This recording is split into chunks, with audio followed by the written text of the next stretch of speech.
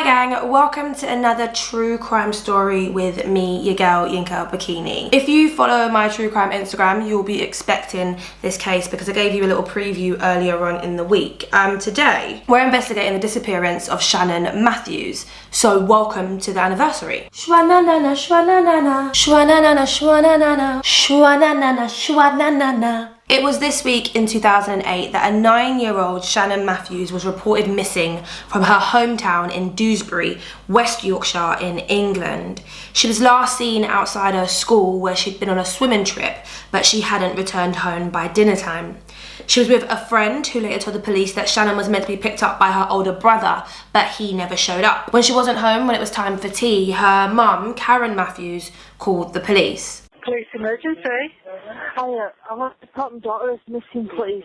Shannon's disappearance happened 9 months after the infamous kidnapping of Madeleine McCann, and within a few days it caught the attention of the press across the country, and this story blew up. There was not one sighting of Shannon when she left school, not on the estate that she lived in, not on her route home, and in a community where everyone knew everyone, it was just super perplexing. I lived on a housing estate when I was a kid, and I tell you that if a parent couldn't find their kid, somebody would have seen that child. You could call out of your balcony or out of your front door, and the message would go until whoever saw your kid will tell them to return home. But Shannon, it seemed, had disappeared. The community where she lived in Dewsbury Moor rallied around, and soon neighbours and friends were taking matters into their own hands. They organised meetings in the local town hall, they printed posters, and they joined the police in the search parties as well. It was mid-February, of course, this time 13 years ago,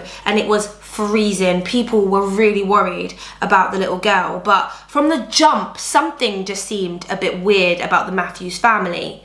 Shannon's mum wasn't part of the rallies that I was talking to you about. She wasn't on the ground looking for her daughter. She actually didn't leave her house after the 999 call was made. It was a few days before people actually saw her in the flesh. She didn't come out of her front door until the news and the camera crews arrived, and boy, did they arrive. Good evening. Hundreds of police are involved in a desperate search tonight for a 9-year-old girl who is missing from home in West Yorkshire.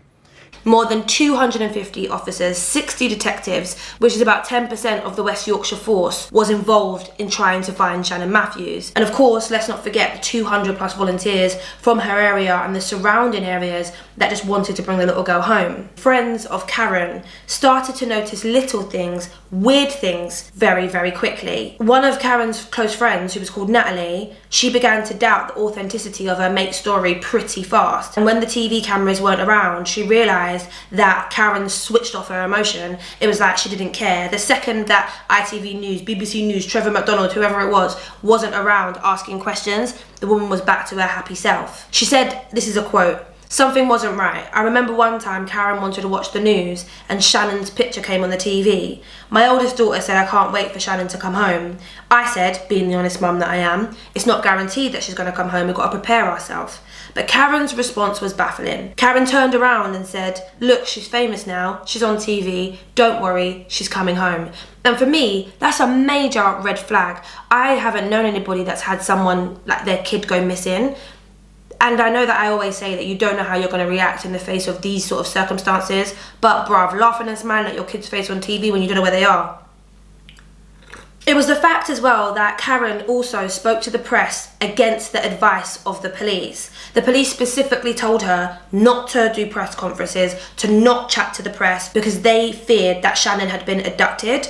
But she went out and did it anyway. My beautiful prince daughter, please bring her home safe. They said that it would risk her daughter's life, and she stood outside her house and made a statement to the awaiting reporters. The friends and the neighbours were just flabbergasted. I am flabbergasted at this. The family liaison officer who was assigned to the family, Detective Constable Christine Freeman, thought that they were a little bit odd as well. She said she felt like something was off from the get-go, that when she got to the house, Karen and her boyfriend, who was called Craig Meehan, were playing on the Xbox. Karen hardly looked up.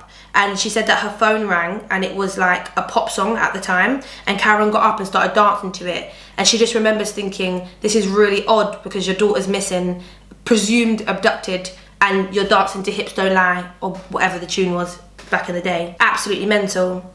There were a few rewards offered by the Sun newspaper, an initial amount of £20,000, and that was upped to 50k for information that led to the safe return of little Shannon. Another business in the area offered 5k as well as a reward. And in terms of the police investigation, they of course searched the Matthews home.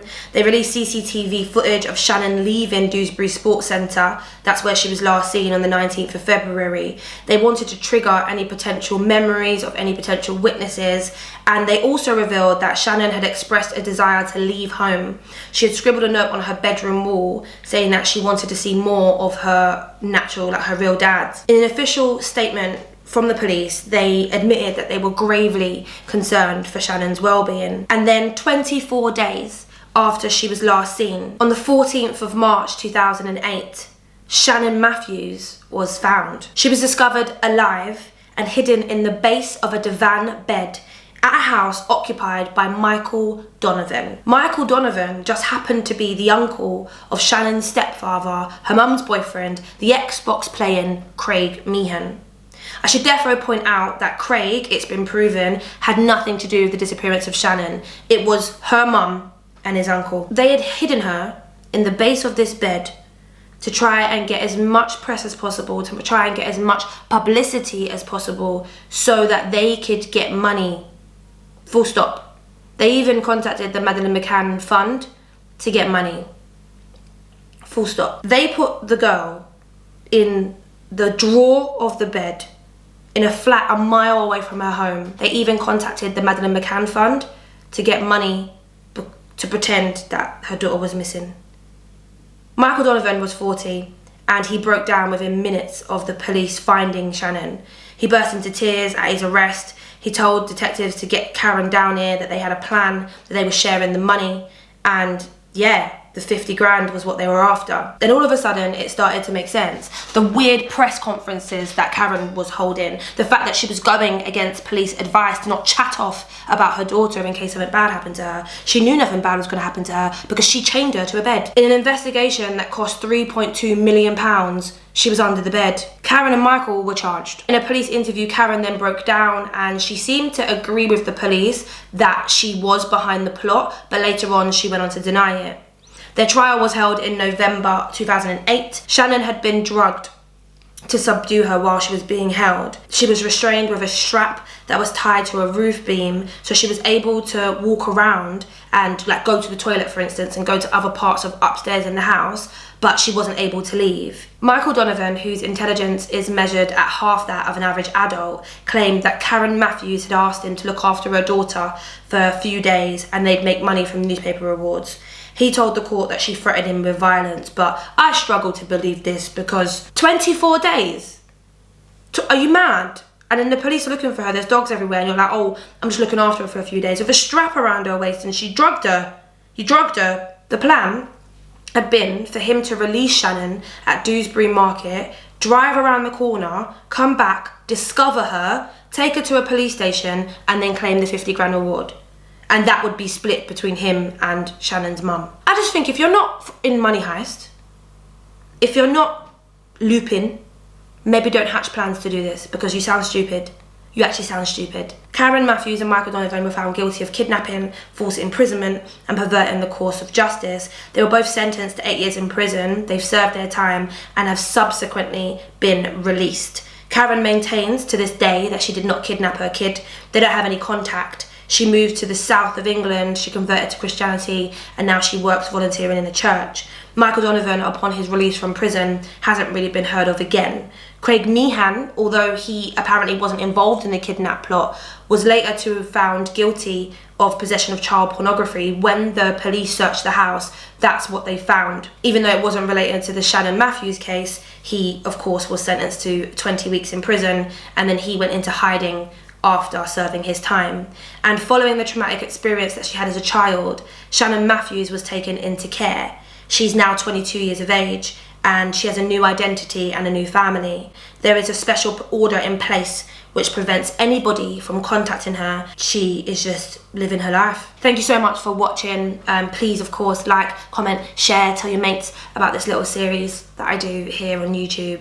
And I will see you next week for another episode of the anniversary. Use the description for further research. Don't come at me, bro.